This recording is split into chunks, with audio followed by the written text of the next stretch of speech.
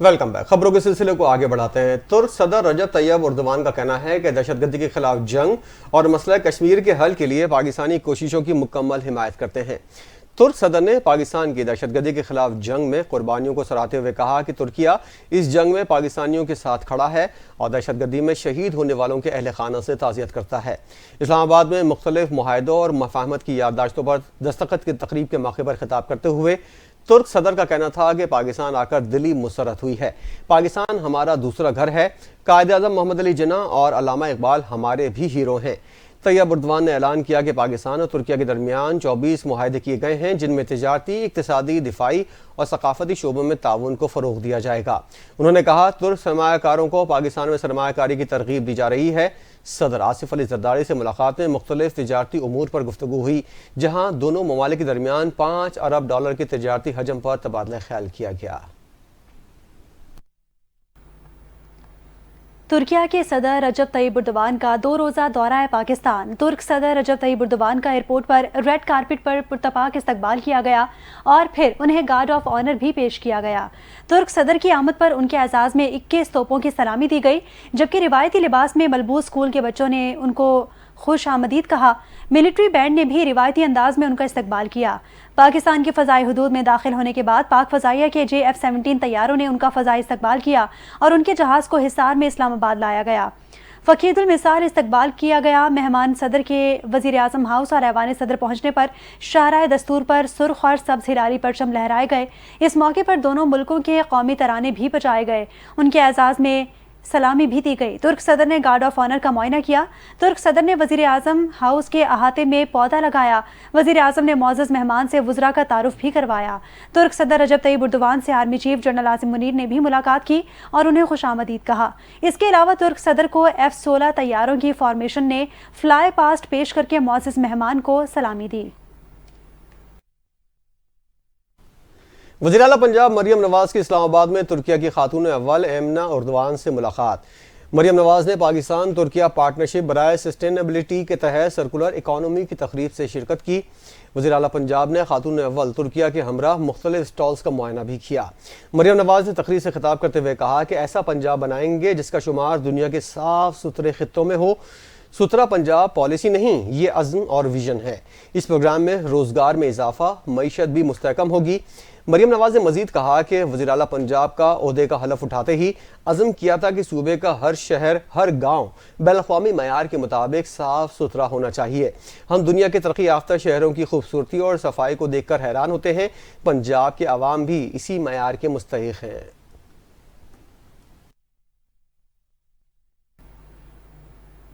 حکومت پاکستان نے sector F8 F9 interchange کو ترکیہ کے صدر رجب طیب اردوان کے نام سے منسوخ کر دیا۔ اس حوالے سے ترکیہ کے صدر اور وزیر اعظم پاکستان شہباز شریف نے وزیر اعظم ہاؤس میں منعقدہ سادہ اور پروقار تقریب میں شرکت کی۔ ترک صدر نے طیب اردوان انٹرچینج کی تختی کی نقاب کشائی کی۔ مذکورہ انٹرچینج کو جناح ایونیو اور آغا شاہی ایونیو کے سنگم پر حال ہی میں ریکارڈ مدت میں تعمیر کیا گیا ہے۔ اور اب خبر یہ ہے کہ وفاقی کابینہ نے سرکاری ملازمین کے اثاثے ظاہر کرنے کا قانون منظور کر لیا۔ وفاقی حکومت کی جانب سے عالمی مالیاتی فنڈ کی ایک اور شرط پوری کر دی گئی اور سول سرونٹ ایکٹ میں نئی دفعہ 15A کا اضافہ کرتے ہوئے سرکاری ملازمین کے اثاثے ظاہر کرنے کا قانون منظور کر لیا ہے۔ نئی شق کے تحت حکومت سرکاری ملازمین کے مالی طرز عمل کو ریگولیٹ اور مانیٹر کر سکے گی اور سرکاری افسران کے اثاثوں کی تفصیلات ویب سائٹ پر دستیاب ہوں گی۔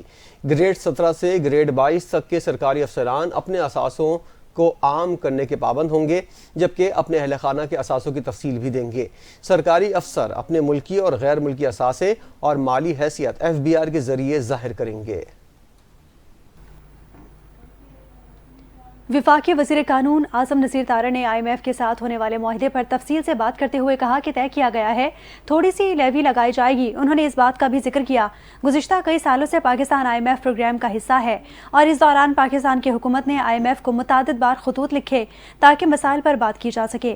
اعظم نصیر تارڑ نے چیف جسٹس آف پاکستان کے ساتھ اپنی ملاقات کی تفصیل بھی شیئر کی، جس میں انہوں نے بتایا کہ چیف جسٹس نے بطور سربراہ لا اینڈ جسٹس کمیشن انہیں عدالتی اصلاحات پر تفصیل سے آگاہ کیا ہے۔ وفاقی وزیر قانون نے واضح کیا کہ IMF کا وفد پاکستان میں نہ تو کسی مقدمے کا جائزہ لینے آیا ہے اور نہ ہی کوئی مقدمہ دائر کیا گیا ہے۔ انہوں نے کہا کہ IMF کا مقصد صرف معاشی معاملات اور اصلاحات پر بات چیت کرنا تھا، نہ کہ عدالتی معاملات میں مداخلت۔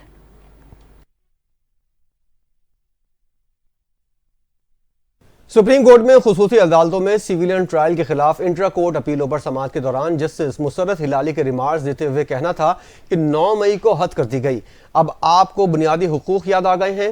جسٹس مسرت ہلالی نے پوچھا کہ کیا آپ تسلیم کرتے ہیں کہ 9 مئی کا جرم سرزد ہوا، جس پر سلمان اکرم راجہ جواب گول کر گئے اور کہا جی میں اس پر عدالت کو بتاتا ہوں۔ سلمان اکرم راجہ نے کہا کہ بینچ کی جانب سے بھارت میں کورٹ مارشل کے خلاف اپیل کا حق دینے کا سوال ہوا تھا۔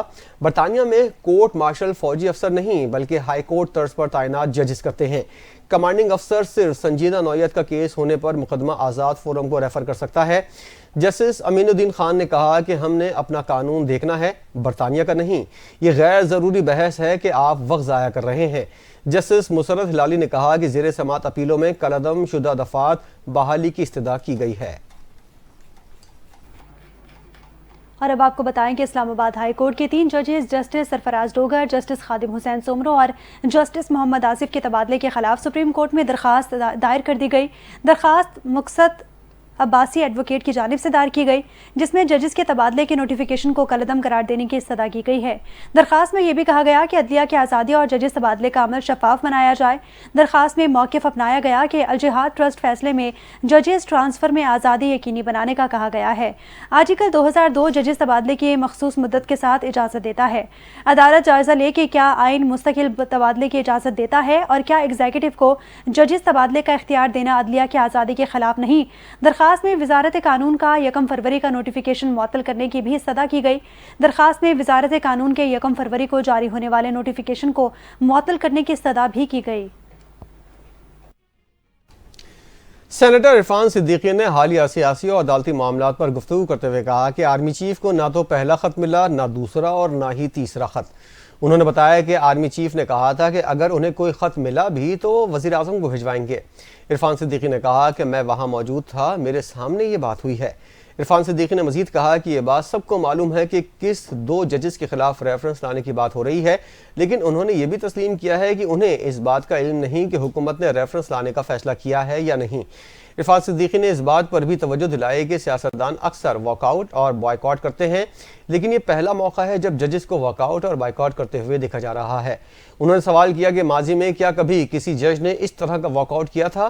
ان کا کہنا تھا جب ججز کو کسی بینچ میں نہ بٹھانا ہو تو وہ معذرت اور دیگر بہانے کرتے ہیں، لیکن اس طرح کا بائیکاٹ یا واک آؤٹ پہلے کبھی نہیں دیکھا گیا۔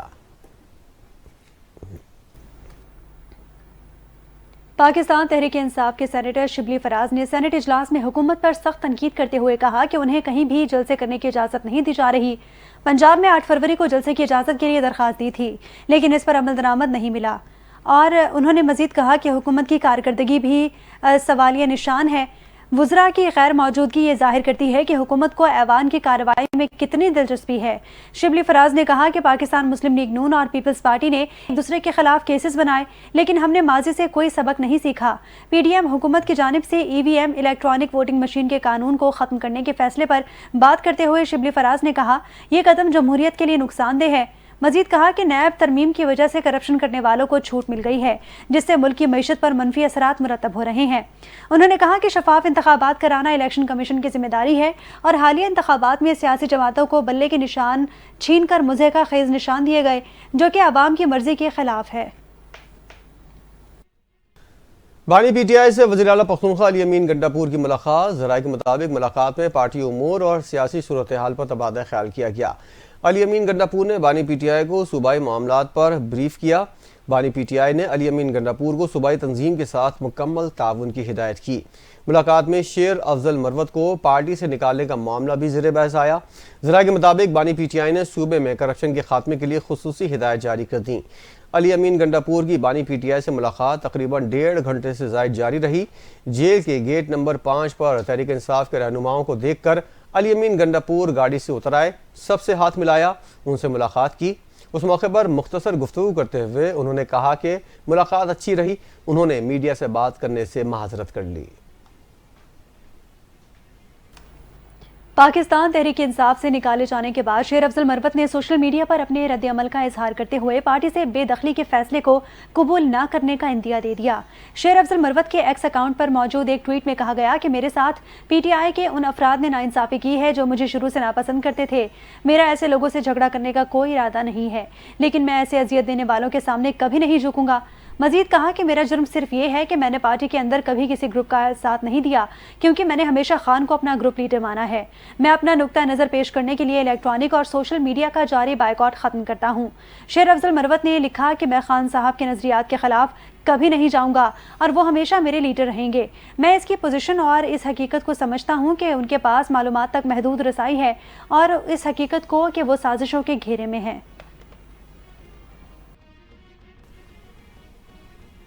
Army chief general Asim Munir اور اہم حکومتی شخصیات کل گرین پاکستان انیشیٹو کے مختلف پروجیکٹس کا دورہ کریں گے۔ تفصیلات دیکھتے ہیں اس رپورٹ میں۔ اسی سرمایہ کاری سہولت کونسل کے گرین پاکستان انیشیٹو کے تحت کل آرمی چیف اور وفاقی اور صوبائی حکام دورے کے دوران جی پی آئی کے تحت جاری زرعی منصوبے اور مختلف سہولیات کا جائزہ لیں گے۔ دورے میں جی پی آئی کے smart agri farm, green agri mall اور تحقیقی سہولت مراکز کا افتتاح بھی شامل ہے۔ دورے کے دوران شرکاء کو جی پی آئی کی زرعی ترقی سے متعلق اہم کامیابیوں کے بارے میں آگاہ کیا جائے گا۔ جی پی آئی کی جانب سے کارپوریٹ فارمنگ میں استعمال ہونے والی زرعی مشینری اور جدید ٹیکنالوجی کی نمائش ہوگی۔ زرعی شعبے کی ترقی اور جدت سے آگاہی کے لیے حکومتی شخصیات کا ماڈل فارمز کے دورے کا بھی اہتمام کیا گیا ہے۔ پیروال اور مظفر گڑھ میں تیار کیے گئے ماڈل فارمز کسانوں کو جدید زرعی تکنیکیوں سے روشناس کرائیں گے۔ آرمی چیف اور وفاقی اور صوبائی حکام کے دورے سے جی پی آئی کے زرعی ترقیاتی منصوبوں کو مزید فروغ ملے گا۔ ملکی معیشت کے استحکام میں زرعی ترقی کا کردار اہم ہے اور اس کے لیے ایس آئی ایف سی اور جی پی آئی کی کاوشیں جاری ہیں۔